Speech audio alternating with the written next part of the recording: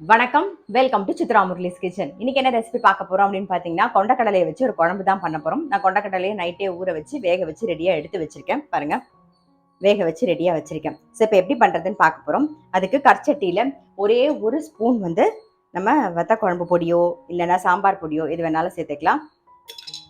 இது கூடவே வந்து மஞ்சள் பொடி கொஞ்சம்,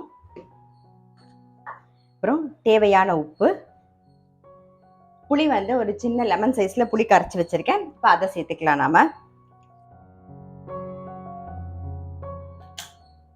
ஸோ இது நல்லா கொதிக்கட்டும். இது கூடவே வந்து கொஞ்சம் வெல்லமும் சேர்த்துருவோம் நாம. இது கொதிச்சுட்டு இருக்கட்டும். அதுக்குள்ள வறுத்து அரைக்க வேண்டியது என்னென்னு பார்த்துக்கலாம்.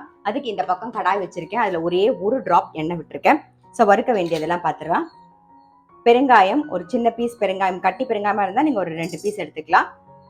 காரத்துக்கு ஏற்கனவே நம்ம வத்த குழம்பு பொடி ஒரு ஸ்பூன் போட்டிருக்கோம். வரமிளகா, மிளகு வந்து ஒரு 2 டீஸ்பூன், உளுத்தம் பருப்பு 2 டீஸ்பூன், துவரம் பருப்பு 2 டீஸ்பூன். இது ஃபர்ஸ்ட் வறுத்துக்கலாம்.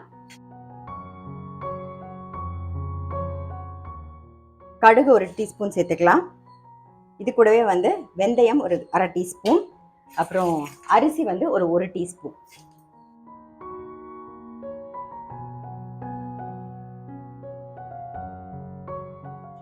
கருவேப்பிலை வந்து ஒரு கைப்பிடி போட்டுக்கலாம். இதை அப்படியே ஆஃப் பண்ணிடுவோம். ஆறுனதுக்கு அப்புறம் அரைச்சிக்கலாம். கருவேப்பிலை அந்த சூட்லேயே வறுபட்டுரும். இந்த பக்கம் வந்து புளி தண்ணி நல்லா கொதிச்செடுத்து நம்ம வந்து குழம்புக்கு வறுத்து வச்சிருந்த சாமான் நல்லா ஆறிடுத்து. ஸோ நல்லா தண்ணி விட்டு அரைச்சி எடுத்துன்னு வந்தாச்சு நான். ஸோ இப்போ என்ன பண்ண போகிறோன்னா, வேக வச்ச கொண்டக்கடலையை முதல்ல சேர்த்துடலாம். கொண்டக்கடலையில் வேகும்போது கொஞ்சம் உப்பு போட்டிருக்கோம். ஸோ அதுவும் இதுவும் சேர்ந்து கரெக்டாக பேலன்ஸ் ஆகிடும். அப்புறம் அரைச்ச விழுதியும் சேர்த்துடலாம். எல்லாம் சேர்ந்து நல்லா ஒரு கொதி வரணும்.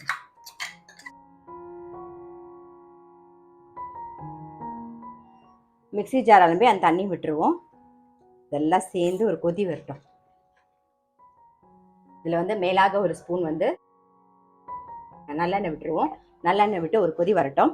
அதுக்குள்ளே இந்த பக்கம் தாளிக்கிறதுக்கு நல்ல ஒரு ஸ்பூனுக்கு நல்லெண்ணெய், கடுகு, வெந்தயம், கொஞ்சம் கருவேப்பிலை தாளிச்சா போதும். வேற எதுவுமே வேண்டாம். நம்ம பெருங்காயம் எல்லாமே நம்ம சேர்த்தாச்சு.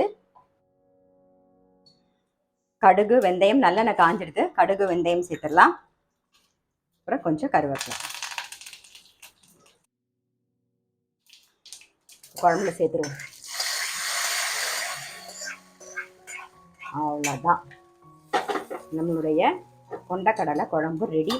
ரொம்ப ரொம்ப சிம்பிள், நல்ல டேஸ்ட்டாக இருக்கும். நீங்கள் வந்து இந்த நான் வத்த குழம்பு பொடி போட்டேன் இல்லையா, அது வந்து ஆப்ஷனல் தான். இஷ்டப்பட்டால் போட்டுக்கலாம் ஒரு ஸ்பூன், இல்லைனாலும் ஒன்றும் பிரச்சனை இல்லை. நம்ம வறுத்ததுலேயே வந்து காரம்லாம் இருக்கும். ஸோ அது சேர்த்தா கூட போதும். ஸோ இது எல்லாமே ஆப்ஷனல் தான். ரொம்ப ரொம்ப டேஸ்ட்டாக இருக்கும். டிஃப்ரெண்ட்டான டேஸ்ட்டாக இருக்கும்.